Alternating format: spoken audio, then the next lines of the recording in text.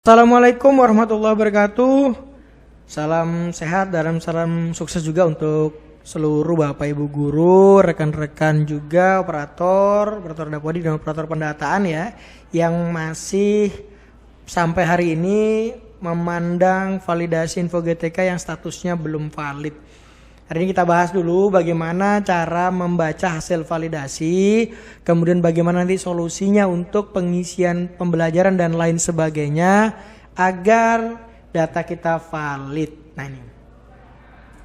Tahap yang pertama, saat membuka info GTK, pastikan dulu kita perhatikan tanggal update data terakhir. Itu maksudnya data penarikan yang ada dari Dapodik ke info GTK. Jadi misalnya tanggal 30 Maret 2023 adalah tertera di sini tanggal data terakhir diupdate, maka tanggal itu dipastikan di Dapodiknya sudah diisi dengan benar seluruh data entitas datanya ya. Baik data sarprasnya, siswanya, rombelnya dan juga pembelajarannya, pastikan itu sudah benar. Yang berikutnya adalah status NUPTK-nya, pastikan valid. Kalau belum valid itu pasti ada yang salah tuh. Pastikan NUPTK-nya valid karena dasar utamanya adalah NUPTK. NUPTK itulah nanti akan menjadi kunci untuk penarikan info GTK dan juga penerbitan energi. Lalu kita lihat lagi kelulusan sertifikasi. Nah, pastikan kelulusan sertifikasi ini statusnya sudah valid.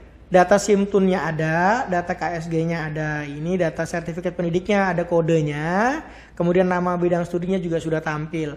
Jika belum tampil, maka untuk pembacaan info GTK lainnya tidak bisa diakui beban mengajar atau beban kerjanya. Jadi pastikan ini dulu ya. Jika ketiga hal di atas ini sudah terpenuhi, kita lanjut. Nah ini dia. Lalu pertanyakan lagi kepegawaiannya, ini. Di sini nanti lihat status invalidnya ada di mana. Kita perhatikan di sini ternyata ada statusnya NIP tidak ditemukan pada BKN. Sesuaikan pada Dapodik, baik itu nama, tanggal lahir dan NIP. Nah, bisa jadi kalau status seperti ini artinya periksa di Dapodik. Jika NIP-nya yang salah atau tidak sesuai dengan data BKN, maka operator Dapodik tidak akan bisa merubah. Yang bisa merubah adalah admin dinas setempat. Jadi laporlah kepada admin dinas yang memegang hak akses Dapodik sesuai dengan kewenangannya, dengan tugasnya. Lapor untuk dirubahkan data NIP yang sesuai dengan BKN. Maka akan dirubah oleh operator Dapodik atau admin Dapodiknya dinas. Nanti tinggal sekolah lakukan sinkronisasi, maka selesai sudah. Tarikan datanya seperti itu. Ini yang harus dipahami. Jadi pelan-pelan diperhatikan dulu. Yang berikutnya, beban mengajar. Bisa jadi ini seperti ini ya, beban mengajarnya 24 jam, ternyata linearnya kosong misalnya, atau linearnya hanya 20 atau ada berapa jam saja. Maka perhatikan dulu status atau jenis kepegawaiannya. Misalnya jenis kepegawaiannya, jika beliau adalah guru bimbingan konseling, maka status atau jenis PTK-nya adalah guru BK, bukan guru mapel. Bisa jadi sudah menjadi guru BK sampai ke 5 rombel ya, mengampur 5 rombel ternyata tidak valid, bukan karena kurang jam mengajarnya, tetapi status atau jenis PTK-nya ternyata salah. Nah itu harus diperhatikan dulu. Jadi kalau untuk BK status harus guru BK, untuk guru yang mapel maka dia statusnya akan dihitung berdasarkan jam mengajarnya. Sama juga dengan guru TIK ya, untuk kurikulum baru beliau statusnya itu guru mapel karena sifatnya mengajar informatika. Sedangkan untuk TIK yang 2013 itu statusnya masih guru TIK karena masih letaknya di konselor gitu Bapak Ibu. Kita lanjutkan lagi status validnya. Nah ini dia. Pastikan usianya itu belum masuk fase pensiun. Nah ini dia. Kalau statusnya sudah valid di usia, maka kita bisa lanjut ke yang lainnya.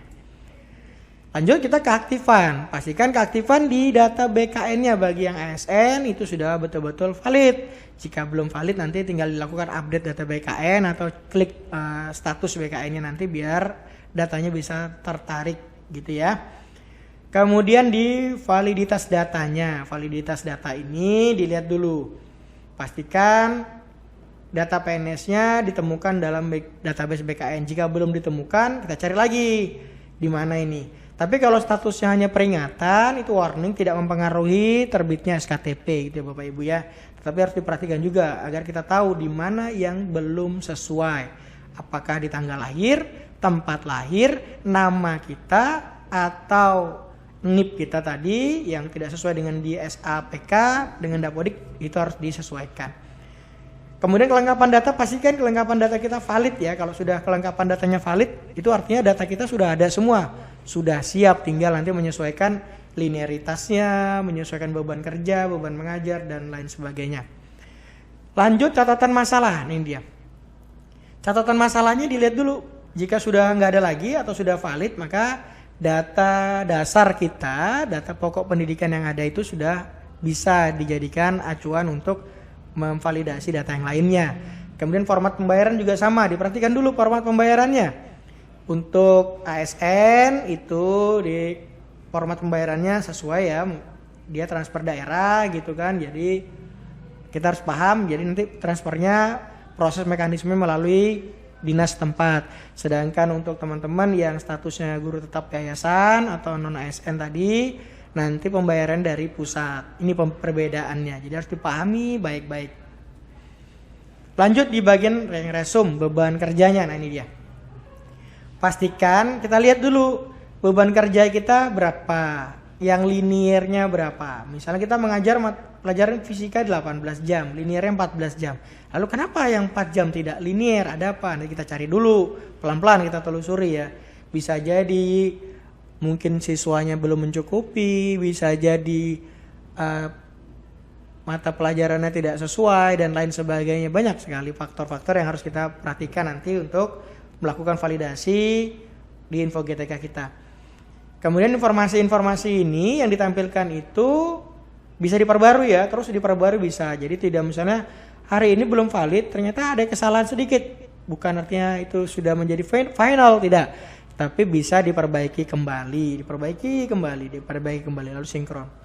Nah yang penting dan ini yang paling penting dan paling akhir adalah saat menetapkan pembagian beban kerja dan beban mengajar, memperhatikan dulu tentang linearitas dari guru tadi ya.